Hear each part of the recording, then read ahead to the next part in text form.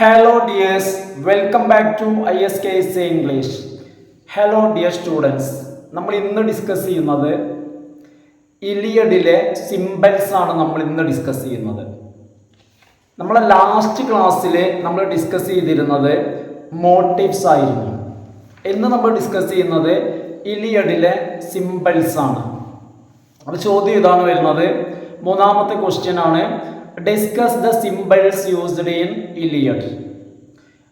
Paragraph question ആയിട്ടാണത് question വരുന്നത് കേട്ടോ. ഇലിയഡിലെ സിംബൽസ്. അപ്പോൾ ആദ്യം നമുക്ക് എന്താണ് സിംബൽസ് എന്ന് പറഞ്ഞു കഴിഞ്ഞാൽ, symbols are objects, characters, figures and colours.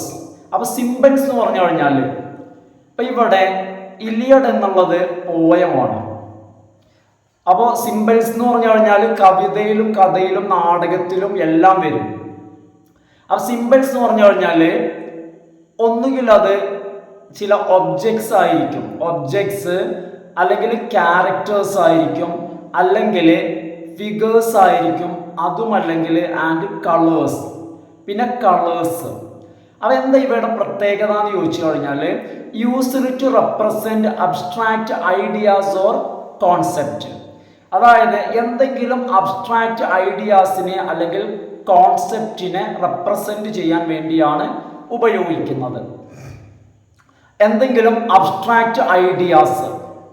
അപ്പോൾ ഒരു അബ്സ്ട്രാക്റ്റ് ഐഡിയാസ് എന്ന് പറഞ്ഞു കഴിയുമ്പോൾ ഒന്നുകിൽ ലൈഫിനെ കാണിക്കാൻ വേണ്ടിയിട്ട്, അപ്പോൾ ഇതുപോലെ എന്തെങ്കിലുമൊക്കെ ഒരു കോൺസെപ്റ്റിനെ കാണിക്കാൻ വേണ്ടിയിട്ട് ഉപയോഗിക്കുന്ന ഫിഗേഴ്സ് അല്ലെങ്കിൽ ക്യാരക്ടേഴ്സ്, ഒബ്ജക്ട്സ് അല്ലെങ്കിൽ കളേഴ്സ് ഒക്കെയാണ് സിംബൽസ് എന്ന് പറയുന്നത്. നമ്മൾ ഇവിടെ ഡിസ്കസ് ചെയ്യുന്നത് ഇലിയഡിലെ രണ്ട് പ്രധാനപ്പെട്ട സിംബലുകളാണ്. ഇലിയഡിലെ രണ്ട് പ്രധാനപ്പെട്ട സിംബലുകൾ. ഒന്ന് ദ അക്കിയൻ ഷിപ്സ്, അതായത് അക്കിയൻസിൻ്റെ ഷിപ്പുകൾ, അതായത് ഗ്രീക്കുകാരുടെ ഷിപ്പുകളും, അതുപോലെ തന്നെ രണ്ടാമത്തേത് ദ ഷീൽഡ് ഓഫ് അക്കിലിസ്, അക്കിലിസിന്റെ പടച്ചട്ട, ദ ഷീൽഡ് ഓഫ് അക്കിലിസ്. ഇത് രണ്ടെണ്ണം മാത്രമാണ് നമ്മൾ ഇന്ന് ഡിസ്കസ് ചെയ്യുന്നത്. അതായത് ഇന്ന് എന്ന് വെച്ച് കഴിഞ്ഞാൽ ഈ രണ്ട് കാര്യങ്ങളാണ് ഈ ആൻസറിൽ വരുന്നത്. അപ്പം നിങ്ങൾ ഈ രണ്ട് കാര്യങ്ങൾ മാത്രമേ പഠിക്കേണ്ടുള്ളൂ. രണ്ട് കാര്യങ്ങളാണ് ശ്രദ്ധിക്കാനുള്ളത്. ഒന്ന് അക്കിയൻ ഷിപ്സ്. അപ്പം നമുക്ക് നോക്കാം എന്തിൻ്റെ സിംബലാണ് ഈ അക്കിയൻ ഷിപ്സ്. അക്കിയൻസ് എന്ന് പറഞ്ഞു കഴിഞ്ഞാൽ ഗ്രീക്കുകാരാണെന്ന് ഞാൻ പറഞ്ഞിരുന്നു നമ്മളെ ലാസ്റ്റ് ക്ലാസ്സിൽ. The Achaean ships symbolize the future of Greek race. അതായത് ഗ്രീക്കുകാരുടെ ഭാവിയെയാണ് അക്കിയൻ ഷിപ്പ് കാണിക്കുന്നത്. Symbolise the future of the Greek. ഗ്രീക്കുകാരുടെ ഭാവിയെയാണ് ഷിപ്പ് കാണിക്കുന്നത്. They constitute the army's only means of conveying itself home, whether in triumph or defeat. അതായത് അവർ പരാജയപ്പെട്ടാലും, army പരാജയപ്പെട്ടാലും അതല്ല വിജയിച്ചാലും, രണ്ട് കാര്യം പറയുന്നത്, അവർ ട്രയംഫ് ആണെങ്കിലും അതല്ല ഡിഫീറ്റ് ആണെങ്കിലും, വിജയിക്കുകയാണെങ്കിലും പരാജയപ്പെടുകയാണെങ്കിലും ശരി, അവർക്ക് ട്രോയിൽ നിന്നും അവർക്ക് ഗ്രീസിലേക്ക്, അവരുടെ നാട്ടിലേക്ക് തിരിച്ചെത്താനുള്ള ഒരു മാർഗമാണ്, അല്ലെങ്കിൽ അത് നാടിനെ അറിയിക്കാം. അതായത് അവർ പരാജയപ്പെട്ടിരിക്കുകയാണോ വിജയിക്കുകയാണോ എന്ന് അറിയിക്കാനുള്ള മാർഗമാണ് ship. Conveying itself home. Home എന്ന് പറഞ്ഞു കഴിഞ്ഞാൽ അവരുടെ നാട്. അപ്പം നമുക്കറിയാം പരാജയപ്പെട്ട് കഴിഞ്ഞാൽ അവർ തിരിച്ചെത്തൂല. അപ്പം ആ ഷിപ്പ് തിരിച്ചെത്താതിരുന്ന് കഴിഞ്ഞാൽ ഗ്രീക്കുകാർക്ക് മനസ്സിലാവാം ഇവര് സൈന്യം പരാജയപ്പെട്ടിരിക്കുന്നു. അപ്പോ യുദ്ധത്തില് അവര് വിജയിച്ചോ പരാജയപ്പെട്ടോ എന്ന് കൺവേ ചെയ്യുന്നതിനുള്ള ഒരു മാർഗമാണ്. കൺവേ ചെയ്യുന്നതിനുള്ള മാർഗമാണ് എന്ത്? ഈ ഷിപ്പുകൾ. അവർ തോറ്റാലും ശരി ജയിച്ചാലും അത് രണ്ടും ഇത് കൺവേ ചെയ്യും. Even if the Achaean army were to lose the war, അതായത് അക്കിയൻ ആർമി, അതായത് ഗ്രീക്കുകാർ യുദ്ധം തോൽക്കുകയാണെങ്കിൽ പോലും the ships could bring back survivors, അതിജീവിക്കുന്ന ആളുകളെ, അതായത് ട്രോജൻസ് പിടികൂടാതെ അല്ലെങ്കിൽ മരണപ്പെടാതെ ബാക്കിയാകുന്ന ആളുകളെ ഈ ഷിപ്പ് എന്ത് ചെയ്യും? തിരിച്ച് നാട്ടിലേക്ക് കൊണ്ടെത്തിക്കും. അതുകൊണ്ട് തന്നെ the ships destruction however would mean the annihilation or automatic exile of every last soldier. അപ്പൊ ഈ ഷിപ്പ് തകരുന്നത് കൊണ്ട്, ഷിപ്പിന്റെ ഡിസ്ട്രക്ഷൻ കൊണ്ട് ഉദ്ദേശിക്കുന്നത് രണ്ട് കാര്യമാണ്. അപ്പൊ ഞാൻ ആദ്യം പറഞ്ഞു, ഈ ഷിപ്പ് ഈ ഒരു ഗ്രീക്കുകാര് പരാജയപ്പെട്ടാലും സർവൈവ് ചെയ്ത ആളുകളെ നാട്ടിൽ തിരിച്ചെത്തിക്കും എന്ന് നിങ്ങൾ മനസ്സിലാക്കുക. ഈ ഷിപ്പ് തകർന്നു കഴിഞ്ഞാൽ അത് നൽകുന്ന സൂചന അത് നൽകുന്ന ഒന്നാമത്തെ സൂചന എന്ന് പറയുന്നത് ആൻഹൈലേഷൻ എന്നുള്ളതാണ്. അതായത് പൂർണ്ണ നാശം, ആരും ബാക്കി വന്നില്ല. രണ്ടാമത്തേത് automatic exile of every last soldier, അവസാനിക്കുന്ന സോൾജിയർ പോലും, അവസാനത്തെ ഗ്രീക്കുകാരനെ പോലും നാട് കടത്തി എന്നുള്ളതാണ്. അപ്പൊ ഇതാണ് ഷിപ്പിന്റെ ഡിസ്ട്രക്ഷൻ കൊണ്ട് സൂചിപ്പിക്കുന്നത്. അപ്പൊ ആ ഒരു സൂചനയാണ് നമ്മൾ അബ്സ്ട്രാക്റ്റ് ഐഡിയ, അതാണ് ഷിപ്പ് കൊണ്ട് റെപ്രസെന്റ് ചെയ്യുന്നത്. ഒന്നാമത്തെ കാര്യം എന്ന് പറഞ്ഞത് ആൻഹൈലേഷൻ, അതായത് പൂർണ്ണ നാശം. രണ്ടാമത്തേത് exile of every last soldier, exile of every last soldier, അവശേഷിക്കുന്ന ലാസ്റ്റ് സോൾജിയറെയും നാട് കടത്തി. ആരും അവശേഷിക്കുന്നില്ല എന്നുള്ളതാണ് മനസ്സിലാക്കുന്ന മറ്റൊരു കാര്യം. Homer implies that some men, ഇനിവിടെ ഹോമർ പറയാണ്, യുദ്ധത്തിലെ ഗ്രീക്കില് ചില ആളുകള് ഷിർക്ക്ഡ് ദ വാർ, ചില ആളുകൾ എന്ത് ചെയ്തു, ചില മടിയന്മാര് അവരെന്ത് ചെയ്തിട്ടുണ്ട്, ഷിർക്ക്ഡ് ദ വാർ, അവർ യുദ്ധത്തിൽ നിന്നും മാറി നിന്നു. അല്ലെ, മടിയന്മാരായിട്ടുള്ള ആളുകൾ ഏത് നാട്ടിലും ഉണ്ടാവില്ലേ, അത്തരം കുറച്ച് ആളുകൾ ഗ്രീക്കിലുണ്ട്. അവർ യുദ്ധത്തിൽ നിന്നും എന്ത് ചെയ്തു, ഷിർക്ക്ഡ് മീൻസ് അവരെന്ത് ചെയ്തു, അവോയ്ഡഡ് വാർ, അവർ യുദ്ധത്തെ ഒഴിവാക്കി, അവർ യുദ്ധത്തിൽ പങ്കെടുത്തില്ല. സ്റ്റേഡ് ഇൻ ഗ്രീസ്, അവർ ട്രോജനിലേക്ക് വരാതെ അവർ ഗ്രീക്കിൽ തന്നെ അവർ നിന്നു, അവരവിടെ തന്നെ നിന്നു. അങ്ങനത്തെ കുറച്ച് ആളുകളുണ്ട്. എന്നാൽ വൈൽ അതേഴ്സ്, അതേസമയം തന്നെ മറ്റു ചില ആളുകള് സച്ച് ആസ് പീലിയസ്, പീലിയസിനെ പോലുള്ള ആളുകൾ. ആരാ പീലിയസ് നിങ്ങൾക്ക് അറിയോ? അക്വിലിസിന്റെ ഫാദർ ആണ് ആര്? പീലിയസ്. പീലിയസിനെ പോലുള്ള ആളുകൾ, അവരുടെ പ്രശ്നം എന്താ, അവർ മടിയന്മാരായതുകൊണ്ടല്ല, were too old to fight, അതായത് യുദ്ധത്തിൽ പങ്കെടുത്ത് ഫൈറ്റ് ചെയ്യാൻ കഴിയാത്ത വിധം വാർദ്ധക്യമുള്ള ആളുകൾ. അപ്പൊ അങ്ങനത്തെ കുറച്ച് ആളുകളും അതുപോലെ തന്നെ മടിയന്മാരായിട്ട് യുദ്ധത്തിൽ പങ്കെടുക്കാത്ത കുറച്ച് ആളുകളും ഗ്രീക്കിലുണ്ട്. അതായത് യുദ്ധത്തിൽ എന്ത് സംഭവിച്ചു എന്ന് അവർ മനസ്സിലാക്കുന്ന, ഗ്രീക്കില് അവശേഷിക്കുന്നവർ മനസ്സിലാക്കുന്നത് ഈ ഷിപ്പ് തിരിച്ചു ചെല്ലുന്നതിലൂടെയാണ്. അപ്പൊ ഈ ഷിപ്പ് തിരിച്ചു എത്തിയില്ല, അല്ലെങ്കിൽ ഈ ഷിപ്പിന്റെ ഡിസ്ട്രക്ഷൻ എന്ന് പറഞ്ഞാൽ അവർ മനസ്സിലാക്കുന്നത് ഗ്രീക്ക് സൈന്യത്തിന്റെ ഒരു പൂർണ്ണ നാശമാണ്. However, to Homer's original audience, the Achaean warriors at Troy represented. എന്നാൽ ഹോമറിന്റെ യഥാർത്ഥ ഓഡിയൻസിനെ സംബന്ധിച്ചിടത്തോളം അക്കിയൻ വാരിയേഴ്സ് എന്ന് പറഞ്ഞു കഴിഞ്ഞാൽ, അക്കിയൻ വാരിയേഴ്സ്, ഗ്രീക്ക് വാരിയേഴ്സ് എന്ന് പറഞ്ഞു കഴിഞ്ഞാൽ, ട്രോജനിൽ യുദ്ധത്തിന് വേണ്ടി എത്തിയിട്ടുള്ള ഗ്രീക്ക് വാരിയേഴ്സ് എന്ന് പറയുന്നത് represented more than a mere sum population of the Greek race. മൊത്തം ഗ്രീക്കുകാരില്ലേ, ആ ഗ്രീക്കുകാരുടെ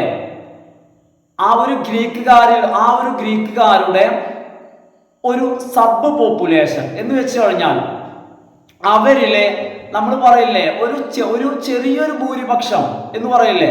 അപ്പൊ അത്തരത്തിൽ നോക്കുമ്പോൾ അതിനേക്കാളും കൂടുതലാണ് എന്ന് വെച്ച് കഴിഞ്ഞാൽ മൊത്തം ഗ്രീക്കുകാർ പങ്കെടുത്തു എന്നുള്ളതല്ല. എന്നാൽ മൊത്തം ഗ്രീക്കുകാരുടെ ഒരു സബ് പോപ്പുലേഷനേക്കാൾ കൂടുതലുണ്ട്. ഒരു സബ് പോപ്പുലേഷൻ എന്ന് വെച്ച് കഴിഞ്ഞാൽ അതിലിപ്പോൾ നമ്മൾ പറയില്ല ഒരു 10 ഭാഗം എന്നൊക്കെ പറയില്ലേ, അപ്പൊ അതിനേക്കാളൊക്കെ കൂടുതലാവും. അതാണ് ഈ സബ് പോപ്പുലേഷൻ എന്ന് പറഞ്ഞു കഴിഞ്ഞാൽ, അതായത് മൊത്തത്തിന്റെ ഒരു ഏകദേശ ഭാഗം, ഒരു അംശം എന്നൊക്കെ പറയില്ലേ. അപ്പൊ അതിനേക്കാൾ കൂടുതൽ സൈന്യമുണ്ട്.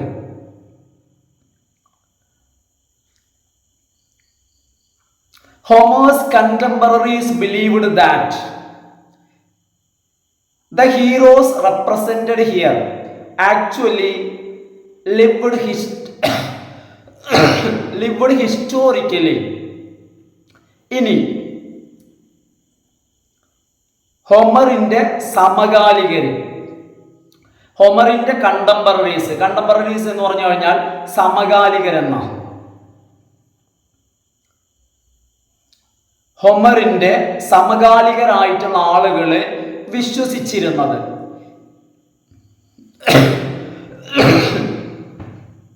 ഈ ഹീറോസ് എന്ന് പറയുന്നത്, ഗ്രീക്ക് ഹീറോസ് എന്ന് പറയുന്നത് യഥാർത്ഥത്തിൽ ലിവ്ഡ് ഹിസ്റ്റോറിക്കലി, ചരിത്രപരമായിട്ട് ഇവര് വെറും സൃഷ്ടി മാത്രമല്ല, ഇവര് ഹോമറിന്റെ ഒരു ഭാവനാ സൃഷ്ടി മാത്രമല്ല എന്നാണ് കണ്ടംപററീസ് വിശ്വസിക്കുന്നത്.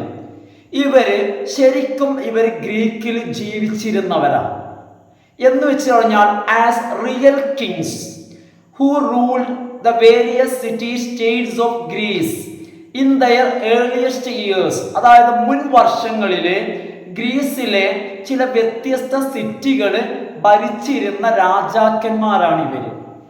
അതല്ലാതെ ഇവരെന്തല്ല കേവലം ഒരു വാർ പോയത്തിനു വേണ്ടി സൃഷ്ടിച്ചവരല്ല എന്നാണ് ഹോമറിന്റെ കണ്ടംപററീസ് ഈ കഥാപാത്രങ്ങളെ കുറിച്ച് വിശ്വസിക്കുന്നത്. ആൻഷ്യന്റ് ഓഡിയൻസസ് റിഗാർഡഡ് ദം, മാത്രമല്ല ആൻഷ്യന്റ് ഓഡിയൻസ്, പുരാതന ഓഡിയൻസ് ഇവരെ കാണുന്നത്, അതായത് ഈ ഹീറോസിനെ കാണുന്നത് ആസ് പ്ലേയിങ് ഡെഫിനിറ്റീവ് റോൾസ്, ഇവര് കൃത്യമായ റോള് ചെയ്തവരായിട്ടാണ് ഈ ഹീറോസിനെ ആൻഷ്യന്റ് ഗ്രീക്കുകാർ കാണുന്നത്. എന്ത് റോള്? In the formation and development of Greece as they knew it. അതായത് ഗ്രീസിന്റെ ഫോർമേഷൻ ആൻഡ് ഡെവലപ്മെന്റ്, ഗ്രീസിന്റെ പുരോഗതി, എന്താ പറയുന്നത്, ഗ്രീസിന്റെ ഡെവലപ്മെന്റിനും അതുപോലെ തന്നെ രൂപീകരണത്തിനും, ഗ്രീസിന്റെ ഫോർമേഷനും അതുപോലെ തന്നെ പുരോഗതിക്കും വേണ്ടി കൃത്യമായിട്ടുള്ള റോള് ചെയ്ത ഗ്രീസിലെ മുൻ റൂളേഴ്സ് ഓർ മുൻ കിങ്സ് ആയിട്ടാണ് ഈ ക്യാരക്ടേഴ്സിനെ പുരാതന ഗ്രീക്ക് ഓഡിയൻസ് പരിഗണിക്കുന്നത്. The mass death of these leaders and role models. ഈ ഒരു കവിതയിലെ ഈ ഗ്രീക്ക് ലീഡേഴ്സിന്റെയും അതുപോലെ തന്നെ റോൾ മോഡൽസിന്റെയും മാസ് ഡെത്ത്, ഇവരുടെ കൂട്ടമരണം അല്ലെങ്കിൽ ഒന്നിച്ചുള്ള മരണങ്ങൾ would have meant the decimation of a civilisation. ഒരു സംസ്കാരത്തിന്റെ പതനത്തെയാണ് കാണിക്കുന്നത്, അല്ലെങ്കിൽ ഒരു സംസ്കാരത്തിന്റെ നാശത്തെയാണ് എന്ത് കാണിക്കുന്നത്, ഈ ഗ്രീക്ക് ഹീറോസിന്റെ അല്ലെങ്കിൽ ഈ ഗ്രീക്ക് റോൾ മോഡൽസിന്റെ മരണം കാണിക്കുന്നത്. എന്തിനാണ് കാണിക്കുന്നത്? Decimation of civilisation.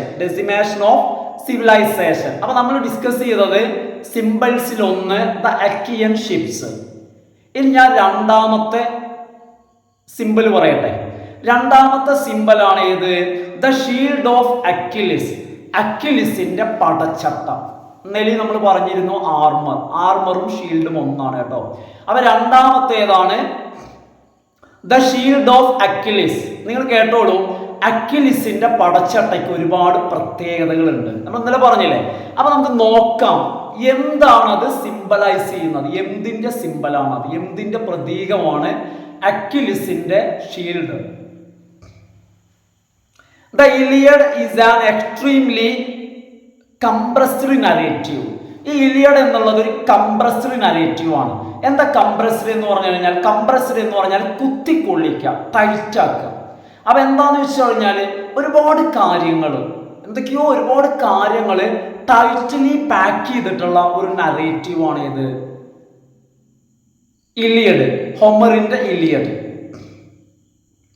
Although it treats many of the themes of human experience, ഈ ഒരു ഇലിയഡ് എന്ന് പറയുന്ന വാർ പോയത്തില് ഹ്യൂമൻ എക്സ്പീരിയൻസുമായി ബന്ധപ്പെട്ട, മനുഷ്യന്റെ അനുഭവങ്ങളുമായി ബന്ധപ്പെട്ട ഒരുപാട് തീംസ് ഇവിടെ ഈ ഒരു ഇലിയഡിൽ ട്രീറ്റ് ചെയ്യുന്നുണ്ടെങ്കിലും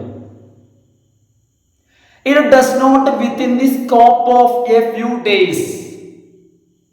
It does so within the scope of a few days out of a 10-year world, 10-year war.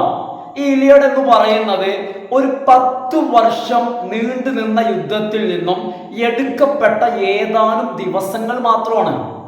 ശരിക്കും പറഞ്ഞു കഴിഞ്ഞാൽ ആ ഒരു 10 വർഷത്തിലെ ഒരു വർഷം പോലും എവിടെ പറയുന്നില്ല, ഇലിയഡിൽ പറയുന്നില്ല. അത് നമ്മൾ മനസ്സിലാക്കണം.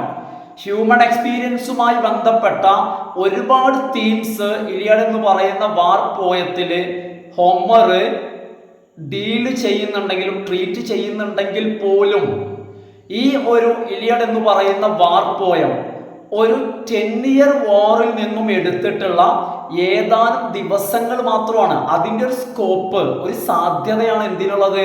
ഈ കവിതയ്ക്കുള്ളത്. The shield constitutes only a tiny part in this martial saga. അതായത് ഈ മാർഷ്യൽ സാഗയിൽ, അതായത് ഈ യുദ്ധത്തെ കുറിച്ച് പറയുന്ന ഹോമറിന്റെ ഈ കഥയില് ഈ ഒരു ഷീൽഡ് എന്ന് പറയുന്നത് ഒരു ചെറിയ ഭാഗം മാത്രമാണ്, ചെറിയൊരു ഭാഗം. Constitute only a tiny part in this martial saga. Saga means story. അതായത് വീരകഥയ്ക്കാണ് എന്ത് പറയാ, സാഗ എന്ന് പറയുന്നത്. A powerful story, a powerful story of a great warrior, that is saga. A single piece of armour on a single man in one of the armies. അതായത് എന്താണ് ഈ shield എന്ന് പറഞ്ഞു കഴിഞ്ഞാൽ? ഈ യുദ്ധത്തിൽ പങ്കെടുത്ത 2 സൈന്യങ്ങളിൽ, 2 ട്രൂപ്പിലെ ഒരു ട്രൂപ്പിൽ പെട്ട ഒരു സിംഗിൾ വാരിയർ, അയാളുടെ ഒരു ആർമറിന്റെ ഒരു പീസാണ് എന്ത് ഷീൽഡ് എന്ന് പറഞ്ഞാൽ. അതായത് ഇവിടെ 2 സൈനിക ഗ്രൂപ്പുകളുണ്ട്, 2 സൈനിക ശക്തികളുണ്ട്. ആ സൈനിക ശക്തികളിലെ ഒരു ട്രൂപ്പ്, ആ ട്രൂപ്പിലെ എ സിംഗിൾ മാൻ, ഒരു മനുഷ്യൻ, അയാളുടെ ആർമറിന്റെ ഒരു പീസാണ് എന്ത് ഷീൽഡ്. അയാൾ അത്ര പ്രാധാന്യമേ ഇവിടെ എന്തിനുള്ളൂ, ഈ ഷീൽഡിനുള്ളൂ. പക്ഷെ എന്നിട്ടും, അവിടെയാണ് ഇതിന്റെ പ്രത്യേകത, എന്നിട്ടും എന്ത് ചെയ്യുന്നുണ്ട്? ഇറ്റ് പ്രൊവൈഡ്സ്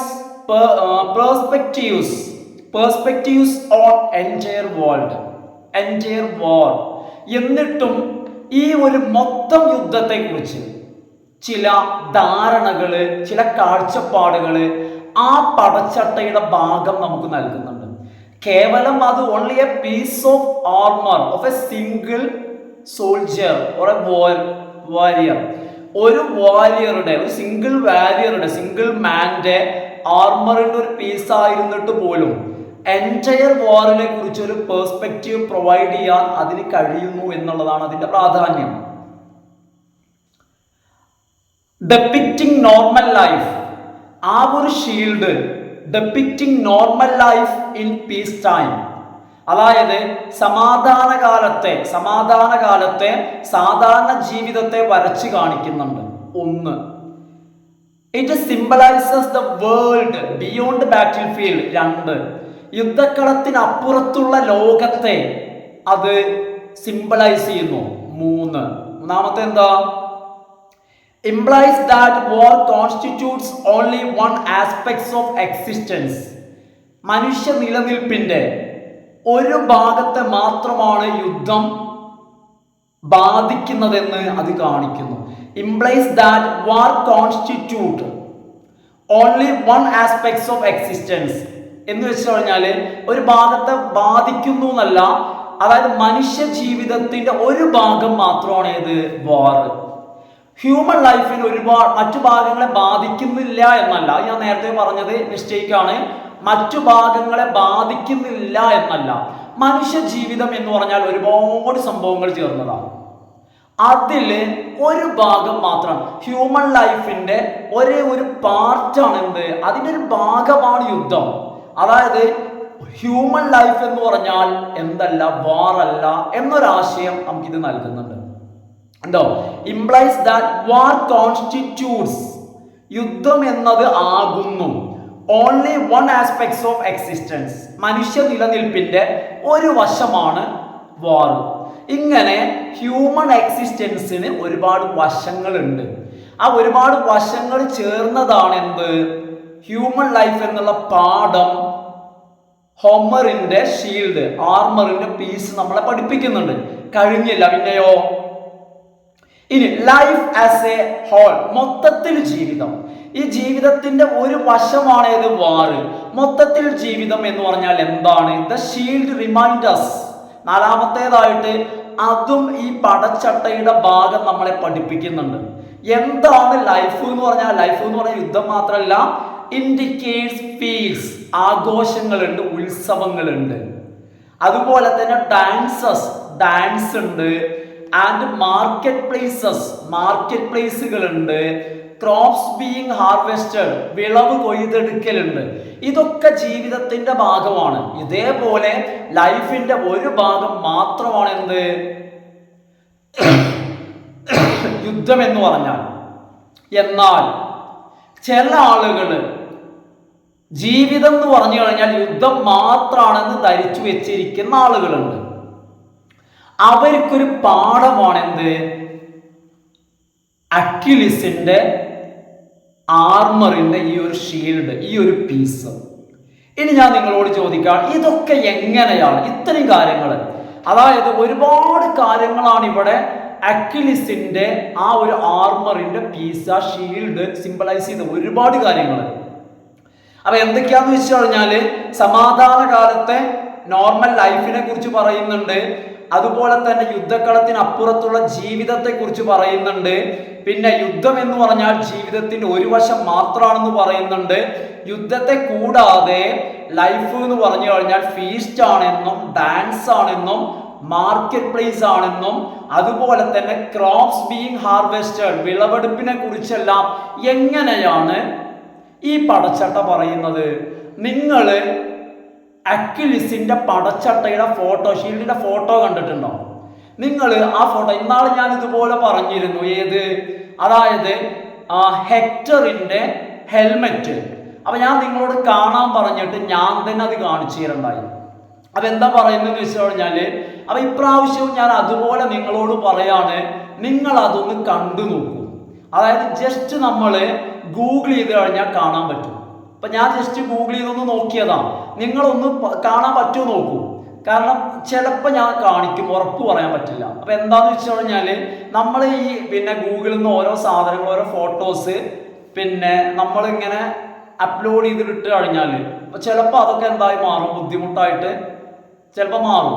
അപ്പൊ എന്താന്ന് വെച്ച് കഴിഞ്ഞാൽ അതുകൊണ്ടാണ് ഞാനത് കണ്ട്. അപ്പൊ ആ ഒരു ഫോട്ടോ അതിലുണ്ട്. പക്ഷെ അതിന്റെ കൂടെ തന്നെ അങ്ങനെ ഇപ്പൊ കോപ്പിറൈറ്റ് അതുപോലുള്ള സംഭവങ്ങളൊക്കെ അതിന്റെ താഴെ എന്ത് ചെയ്തിട്ടുണ്ട്, അവിടെ എഴുതി വെച്ചിട്ടും കാണാറുണ്ട്. അപ്പൊ അതുകൊണ്ടാണ് ഞാനത് ജസ്റ്റ് അത് ഒരു സ്ക്രീൻഷോട്ടായിട്ടോ അല്ലെങ്കിൽ ഫോട്ടോ ആയിട്ട് ഞാൻ എടുക്കാതിരുന്നത്. അപ്പൊ നിങ്ങൾ ജസ്റ്റ് ഒന്ന് കണ്ടോളൂ. അപ്പൊ എന്താന്ന് വെച്ച് കഴിഞ്ഞാൽ ഈ തരത്തിലുള്ള ചിത്രങ്ങളെല്ലാം, അതായത് ഗ്രീക്കുകാരുടെ സംസ്കാരവുമായി ബന്ധപ്പെട്ട ചിത്രങ്ങൾ, വിവാഹത്തിന്റെയും വിളവെടുപ്പിന്റെയും ആഘോഷങ്ങളുടെയും എല്ലാം എവിടെ വരുന്നുണ്ട്? അക്യുലിസിന്റെ ആർമറിൽ വരുന്നുണ്ട്. അപ്പൊ ആ ഒരു പടച്ചട്ട കാണുമ്പോൾ ഇതെല്ലാം മനസ്സിലേക്ക് വരും. അത് നിങ്ങൾ മനസ്സിലാക്കട്ടോ. അപ്പൊ ഇത് വായിക്കുമ്പോൾ ഏതൊരാളും നമ്മൾ ചിന്തിക്കും, സാധാരണ ഒരു പടച്ചട്ട സിംബലൈസ് ചെയ്യുന്നത് എന്തിനാണ്? ഒന്നുകിൽ ഗ്ലോറി ഓഫ് വാർ, അല്ലെ, വാറിന്റെ മഹത്വം, വാറിനെ സിംബലൈസ് ചെയ്യുന്നു. നമ്മൾ അതല്ലേ സാധാരണ മനസ്സിലാക്കുന്നത്. കാരണം ഞാൻ അങ്ങനെയാ കരുതിയിരുന്നത്. പിന്നെ എങ്ങനെ എന്ന ചോദ്യത്തിന്റെ ഉത്തരം എനിക്ക് കിട്ടിയത് എങ്ങനെയാ കിട്ടിയത്? ഞാൻ ആ പടച്ചട്ട, ആ ഒരു ആർമർ ഞാൻ ഗൂഗിൾ ചെയ്ത് കണ്ടു.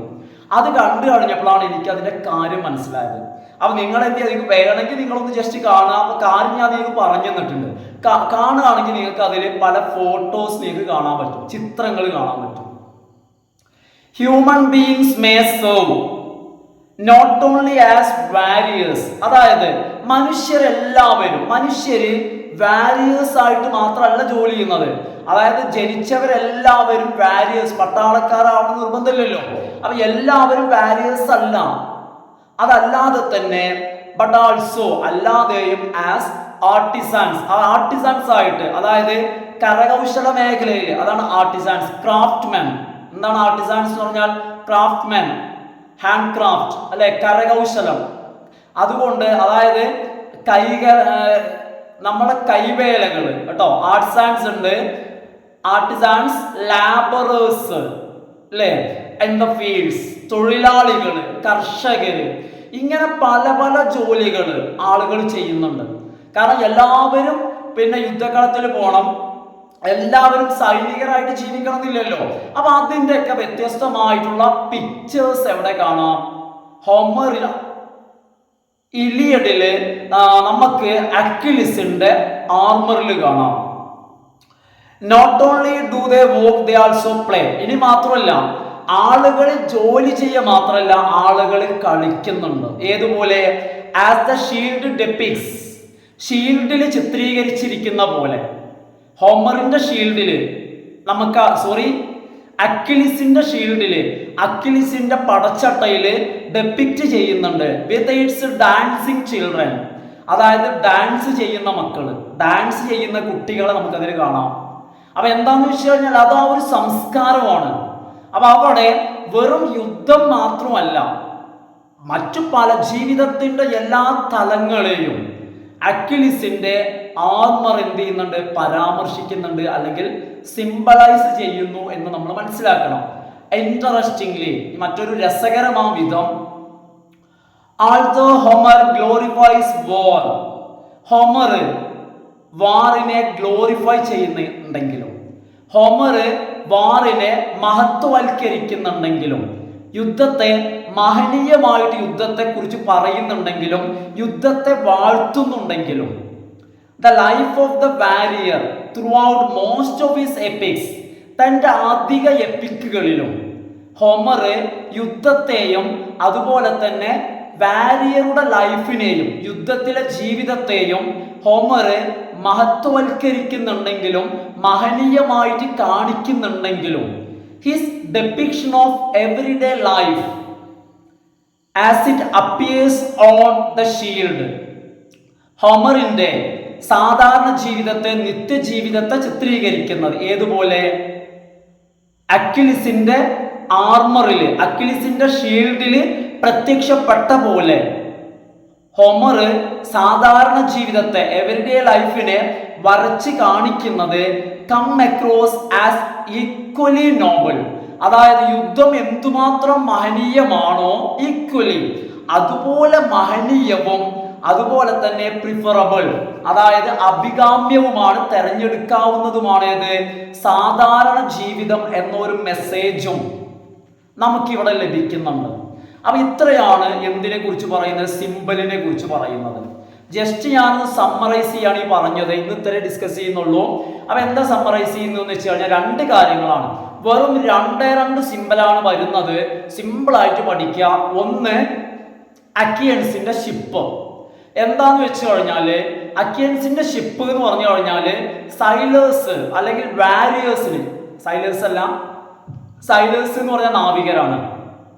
വാരിയേഴ്സിന് യുദ്ധം വിജയിച്ചാലും തോറ്റാലും അവർക്ക് തിരിച്ചെത്താനുള്ള, അല്ലെങ്കിൽ അത് കൺവേ ചെയ്യാൻ, ഞങ്ങൾ ജയിച്ചോ അല്ലെങ്കിൽ തോറ്റോ എന്നുള്ളത് ഹോംലാൻഡിലേക്ക് കൺവേ ചെയ്യാനുള്ള ഒരു മാർഗമാണ് ഇത് ഷിപ്പ്. ഷിപ്പ് തകർന്നാൽ അതിന്റെ അർത്ഥം, ഷിപ്പ് തിരിച്ചെത്തിയില്ലെങ്കിൽ അതിന്റെ അർത്ഥം സൈന്യം പരാജയപ്പെട്ടു. നോക്കൂ, annihilation of or destruction of, exile of സോൾജിയേഴ്സിനെ നാട് കടത്തുകയോ അല്ലെങ്കിൽ അവരുടെ പൂർണ്ണ നാശമോ ആണ് അതുകൊണ്ട് ഉദ്ദേശിക്കുന്നത്. ഇനി രണ്ടാമത്തെ കാര്യം ഇവിടെ പരാമർശിക്കുന്നത് അക്വിലിസിന്റെ ഷീൽഡാണ്. അതായത് ആർമറിന്റെ പടച്ചട്ടയുടെ ഒരു പീസ്. അപ്പൊ എന്താന്ന് വെച്ച് കഴിഞ്ഞാൽ അത് യുദ്ധത്തിന്റെ മാത്രം പ്രതീകമല്ല, സിമ്പൽ അല്ല, മറിച്ച് സാധാരണ ജീവിതത്തിന്റെയും യുദ്ധത്തിന്റെ എല്ലാ വശങ്ങളുടെയും ഒരു പ്രതീകമാണ് എന്ത്? അക്വിലിസിന്റെ ഷീൽഡ്, ആർമറിന്റെ പീസ്. അപ്പൊ ഫ്രണ്ട്സ്, ഇന്നത്തെ ക്ലാസ് ഞാനിവിടെ വൈൻഡ് അപ്പ് ചെയ്യാണ്. അടുത്ത ക്ലാസ്സിൽ നമുക്ക് എപ്പിക്കിന്റെ ക്യാരക്ടറിസ്റ്റിക്സ് നമുക്ക് എന്ത് ചെയ്യണം, ഒരു ക്ലാസ്സിൽ നമുക്ക് ഒതുക്കി നമുക്ക് ഡിസ്കസ് ചെയ്യണം. അപ്പോൾ ഓരോ ക്ലാസ്സും, അപ്പം ഞാൻ നേരത്തെ പറഞ്ഞിരുന്നു, ഇഗ്നോയുടെ ഇംഗ്ലീഷ് ഹോണർ കോഴ്സ് ആയിട്ടുള്ള സ്റ്റുഡൻസ് നിങ്ങൾ വീഡിയോ കാണുന്നുണ്ടെങ്കിൽ ജസ്റ്റ് ഒന്ന് എനിക്കൊന്ന് കമൻറ്റ് ചെയ്യൂ, ജസ്റ്റ് ഒന്ന് അറിയാൻ വേണ്ടിയിട്ടാണ്. കാരണം ക്ലാസ്സിനെ കുറിച്ചുള്ള നിങ്ങളുടെ അഭിപ്രായം എന്താണ്, ഞാൻ ഈ പ്രൊവൈഡ് ചെയ്യുന്ന പോലെയാണോ അതോ ഇനി എന്തെങ്കിലും മാറ്റങ്ങൾ വേണോ, അപ്പോൾ നിങ്ങളുടെ അഭിപ്രായം. കാരണം ഇഗ്നോയുടെ സ്റ്റുഡൻസ് കാണുന്നുണ്ടോ ഇല്ല എന്ന കാര്യമൊന്നും നമുക്ക് അറിയുന്നില്ല. അപ്പം അതുകൊണ്ടാണ് ഞാൻ ആവശ്യപ്പെടുന്നത് കേട്ടോ. അപ്പം ഇന്നത്തെ വീഡിയോ വൈൻഡ് അപ്പ് ചെയ്യാണ്.